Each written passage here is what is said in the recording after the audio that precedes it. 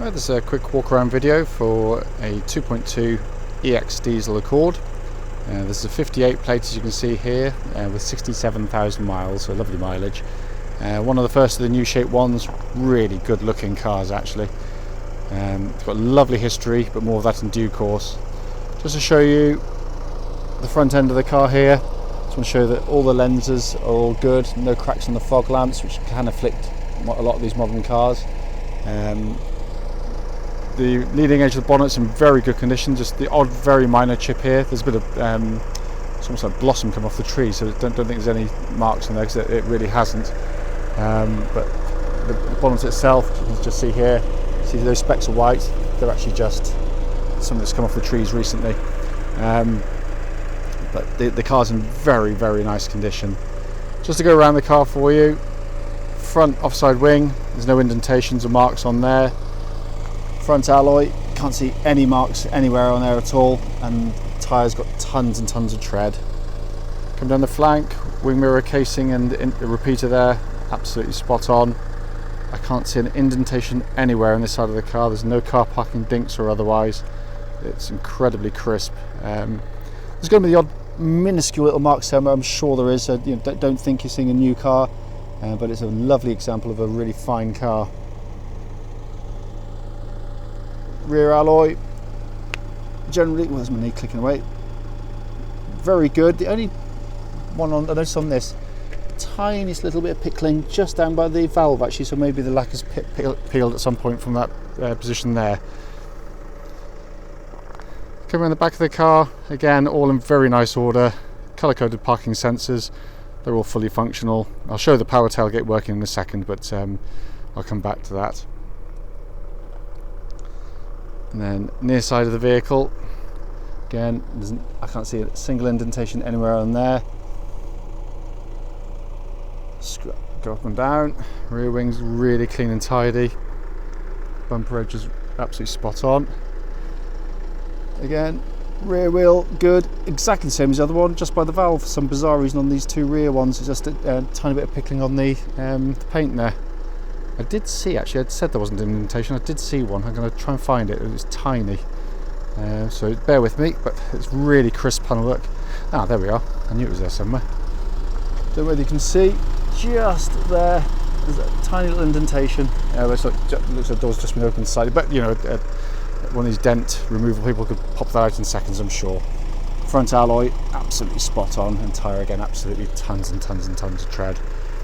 But apart from a couple of absolutely minuscule little marks, you're looking at the car in really lovely condition. I just want to show the remote tailgate working. So just press a button on the fob. Sorry, open the car first would help. There we go. Just show it opens there. You can do this by a button inside the car as well. Equally, there is a button just up here.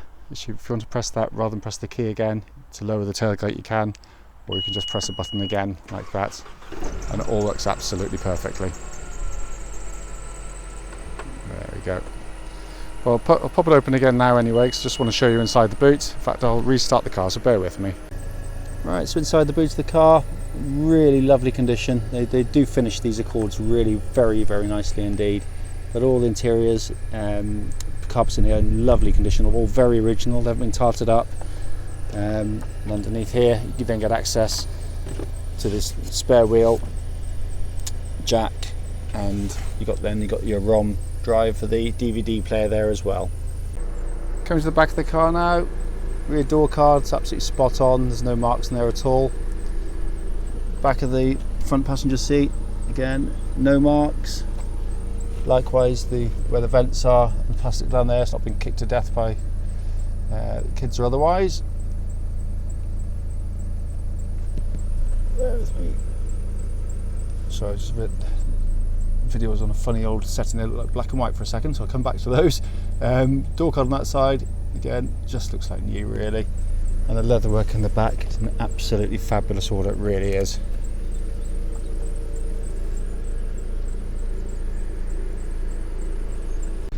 Alright, coming to the front of the car, door card again, really nice condition.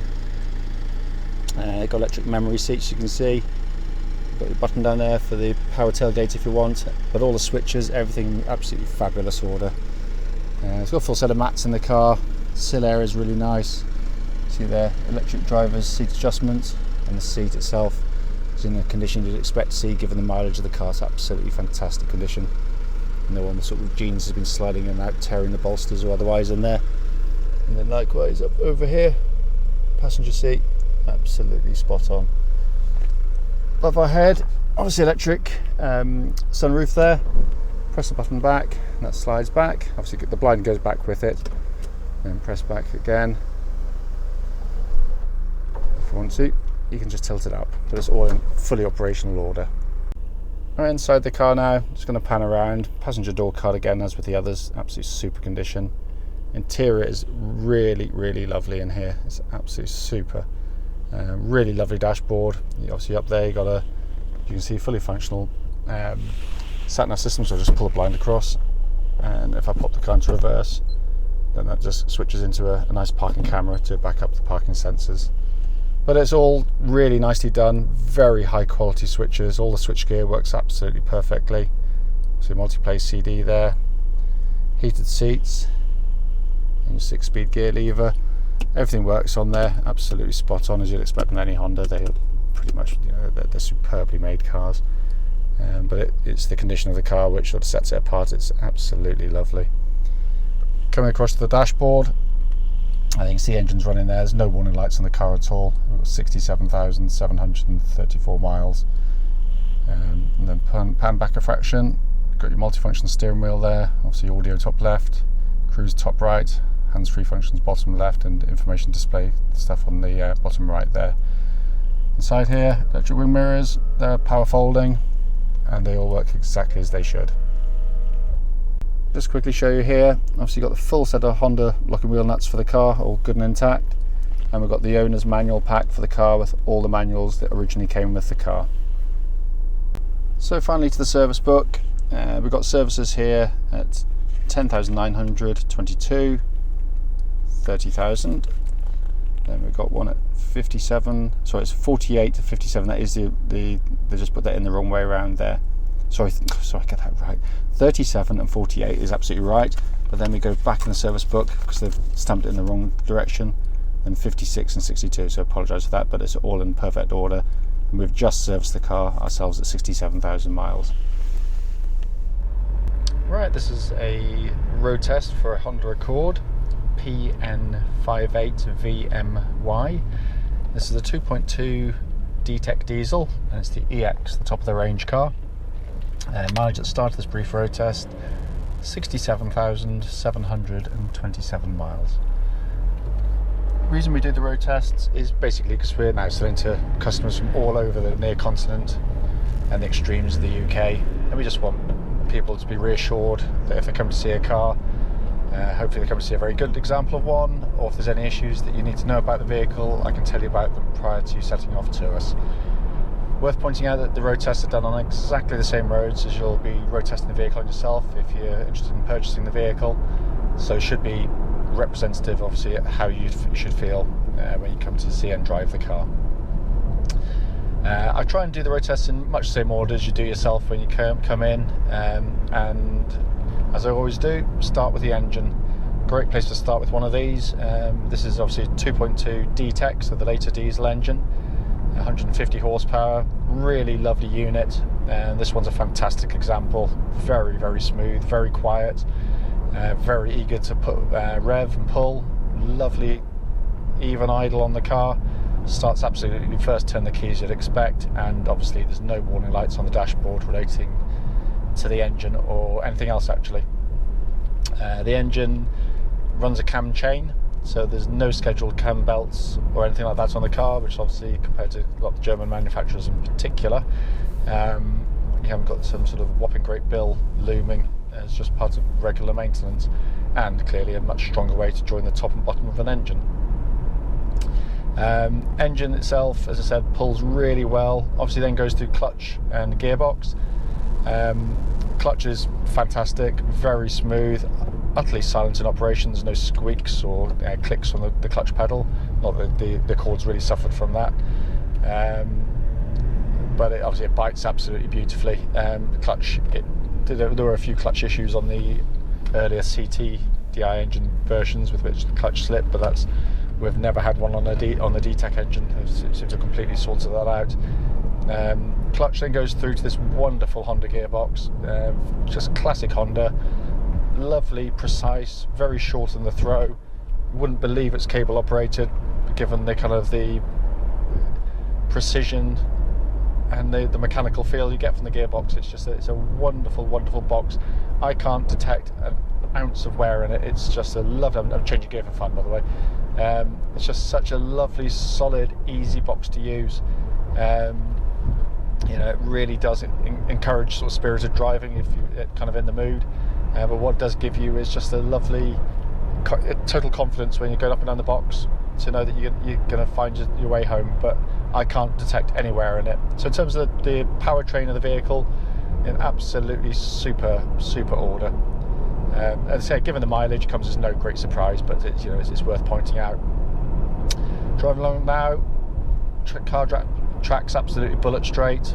Really nice power steering system on the car, very, very accurate, very precise, and again, not a hint of wear in it. There's no vibrations coming back through, no shudders, there's no vagueness, doesn't feel like there's any wear in the system at all, and that goes happily alongside the suspension of the car, which is equally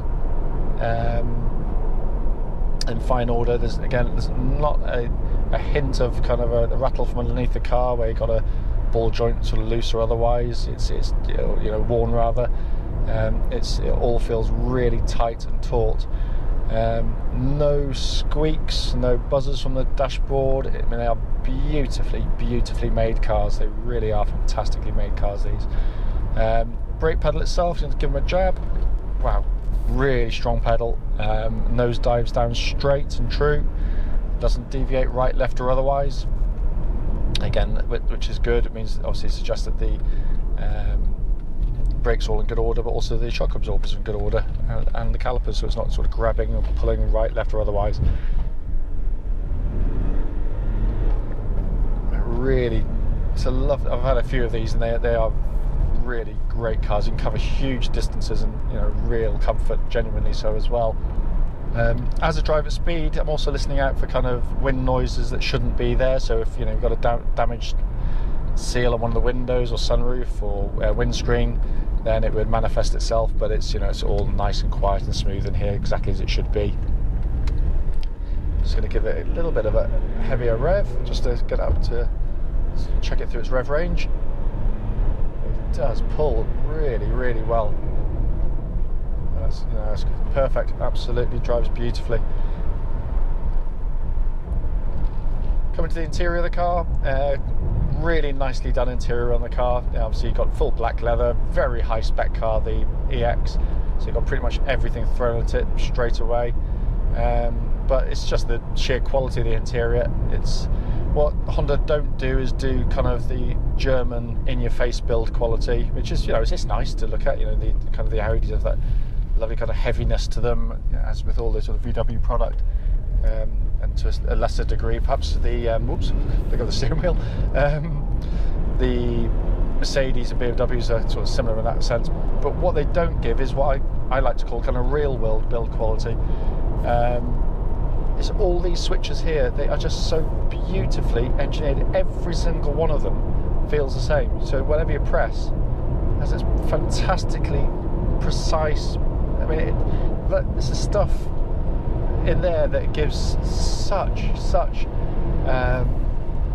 terms of long-term ownership, such confidence in the vehicle. It's designed to last a long time. So what we haven't got here is what you get in a lot of the VW product and Audi product, which is where you get all paint peeling off the top of them, because they're actually sort of far cheaper than they feel, because that's the important thing. This is just really high quality manufacture.